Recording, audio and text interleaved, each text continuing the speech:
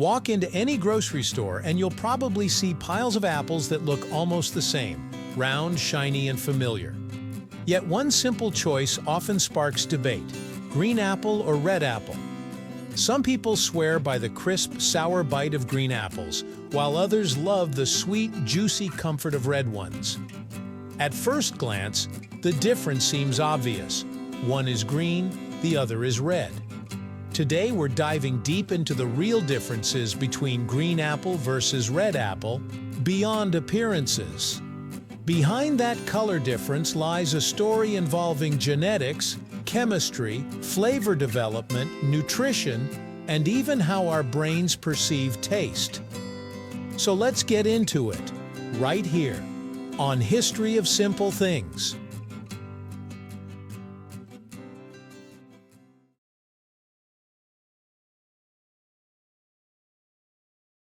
All apples, whether green or red, trace their roots back thousands of years to Central Asia, particularly the region around modern-day Kazakhstan. From there, apples spread across Europe and Asia through trade routes, and eventually to the rest of the world. Over centuries, humans selectively bred apples for sweetness, storage life, size, and color. That's why apples today aren't just apples. They're a massive family of varieties, each with distinct traits. Green and red apples are not two separate species. They're simply different varieties of the same fruit, shaped by selective breeding and natural mutations. Color is just one outcome of that long agricultural history. All apples, whether green or red, trace their roots back thousands of years. To the most famous green apple variety is the Granny Smith. Its green color comes from chlorophyll, the same pigment that makes leaves green.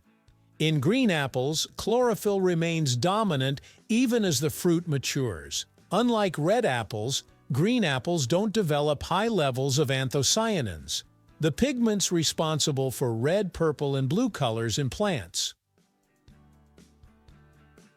Interestingly, green apples aren't necessarily unripe. Many people assume green means not fully grown, but Granny Smith apples are harvested when fully mature. They're genetically programmed to stay green, even at peak ripeness. Red apples owe their color to anthocyanins. These pigments develop as apples ripen, especially when exposed to sunlight. The more sun an apple gets, the redder it becomes. That's why apples growing on the outer branches of a tree often have deeper red shades than those hidden inside. Anthocyanins don't just add color, they also play a role in plant protection, helping apples resist UV damage and environmental stress. From a human perspective, these pigments are antioxidants, which is why red apples often get attention for their potential health benefits. The most noticeable difference between green and red apples is flavor. Green apples are known for their sharp, tangy taste. This comes from higher levels of malic acid, the same acid found in many sour fruits. That acidity gives green apples their refreshing bite and makes them feel crisp and clean on the palate. Red apples, on the other hand, are generally sweeter. As apples ripen, starches convert into sugars like fructose and glucose. Many red varieties are bred specifically to maximize this sweetness, making them more appealing for fresh eating. While some red apples still have a slight tang, they rarely reach the bold sourness of green apples. Texture plays a huge role in how we experience apples. Green apples tend to be firmer and denser, which contributes to their loud crunch when bitten. That firmness comes from tighter cell structures and higher acid levels, which slow down the breakdown of the fruit's flesh. Red apples vary widely in texture. Some are crisp and snappy, while others are softer and juicier. Sweet varieties often have looser cell walls, which can make them feel less crunchy but more succulent. This is why some red apples are perfect for eating fresh, while others are better for sauces or baking. Nutritionally, green and red apples are more similar than different, but there are subtle distinctions. Both types are rich in fiber, especially pectin, which supports digestion and gut health. Both also contain vitamin C, potassium, and a variety of plant compounds. Green apples are slightly lower in sugar and calories, making them popular among people watching their sugar intake. Their higher acid content can also stimulate saliva production, which some believe aids digestion. Red apples often contain higher levels of antioxidants, particularly anthocyanins. These compounds are linked to anti-inflammatory properties and may support heart health. However, the nutritional difference isn't dramatic.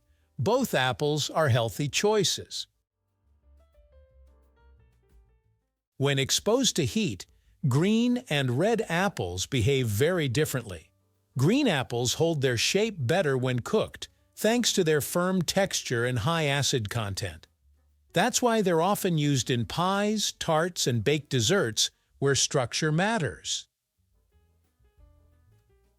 Red apples tend to soften more quickly when cooked. Their natural sweetness intensifies, making them ideal for applesauce, jams, and fillings where a smooth texture is desired. In many recipes, choosing between green and red apples isn't about color, it's about chemistry. Green apples usually have a longer shelf life. Their acidity slows down the natural enzymatic processes that cause fruit to soften and spoil. This makes them easier to store and transport, which partly explains their popularity in commercial markets. Red apples vary depending on the variety. Some store extremely well, while others bruise easily and need to be eaten quickly. Modern storage methods like controlled atmosphere storage have extended the life of both types, but green apples still tend to stay crisp longer. So the next time you reach for an apple, think beyond the color. Consider what you want from that bite: crunch or juice, tart or sweet, sharp or smooth. Because in the end, the best apple isn't green or red, it's the one you enjoy the most.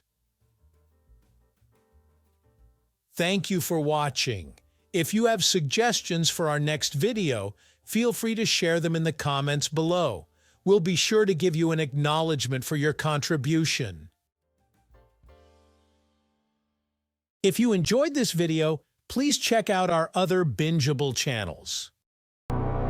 Thank you for joining us on this journey through the history of simple things. Don't forget to like, subscribe, and stay tuned for more stories woven through the smallest details.